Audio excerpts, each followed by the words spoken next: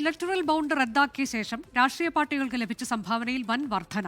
ബിജെപിക്കാണ് ഏറ്റവും കൂടുതൽ സംഭാവന ലഭിച്ചത്. 3712 കോടി ബിജെപിക്കും കോൺഗ്രസിന് 299 കോടിയും ലഭിച്ചു. കൂടുതൽ സംഭാവന നൽകിയവരിൽ വിവാദ കമ്പനി മേഘ എഞ്ചിനീയറിംഗും ഉണ്ട്.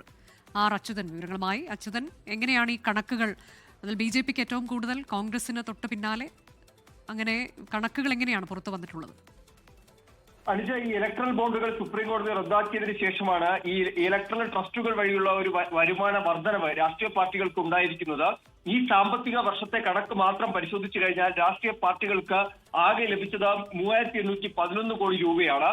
ഇതിൽ ബിജെപിക്ക് മാത്രം 3112 കോടി രൂപ ഈ സംഭാവനയായി ലഭിച്ചിട്ടുണ്ട്. കഴിഞ്ഞ ഇലക്ട്രൽ ബോണ്ടിന്റെ കണക്ക് പുറത്തു വന്നപ്പോഴും ഏറ്റവും കൂടുതൽ സംഭാവന ലഭിച്ചത് ബിജെപിക്കായിരുന്നു. തൊട്ടു പിന്നാലെ കോൺഗ്രസിന് 299 കോടി രൂപയാണ് സംഭാവനയായി ലഭിച്ചത്. മറ്റ് രാഷ്ട്രീയ പാർട്ടികൾ ഉൾപ്പെടെ, അതായത് TMC, ആം ആദ്മി ഉൾപ്പെടെയുള്ള രാഷ്ട്രീയ പാർട്ടികൾക്ക് എല്ലാം കൂടി ചേർന്ന് ലഭിച്ച തുക 400 കോടി രൂപയാണ് എന്നതാണ് ഈ കണക്കുകൾ പരിശോധിക്കുമ്പോൾ മനസ്സിലാക്കുന്നത്. ഏതാണ്ട് സ്റ്റുഡന്റ് ഇലക്ട്രൽ ട്രസ്റ്റ് വഴിയാണ് ബിജെപിക്ക് ഏറ്റവും കൂടുതൽ സംഭാവന ലഭിച്ചിരിക്കുന്നത്. ഏതാണ്ട് 2180 കോടി രൂപയാണ് ആ ഇനത്തിൽ ലഭിച്ചിരിക്കുന്നത്.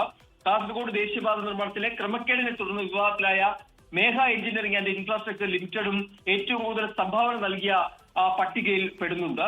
എന്നാലും മറ്റ് നിരവധി കമ്പനികൾ, Bharti Airtel, Jindal steel, Serum India, Vedanta, ITC തുടങ്ങിയ കമ്പനികളും ഈ വൻ തുക സംഭാവന നൽകിയ പട്ടികയിൽ പെടുന്നവരാണ്.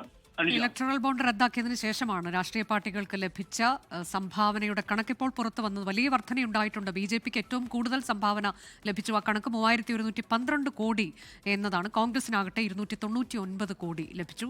സംഭാവന നൽകിയ വിവിധ കമ്പനികളുടെ വിശദാംശങ്ങളും പുറത്തു വന്നിട്ടുണ്ട്. ലോകത്തെവിടെയായാലും ഏത് സമയത്തും 24 വാർത്തകളും ഓഗ്മെന്റഡ് റിയാലിറ്റി പാക്കേജുകളും എക്സ്പ്ലെയിനറുകളും വിശദമായി കാണാൻ ഞങ്ങളുടെ യൂട്യൂബ് ചാനൽ നിങ്ങൾക്ക് സബ്സ്ക്രൈബ് ചെയ്യാം.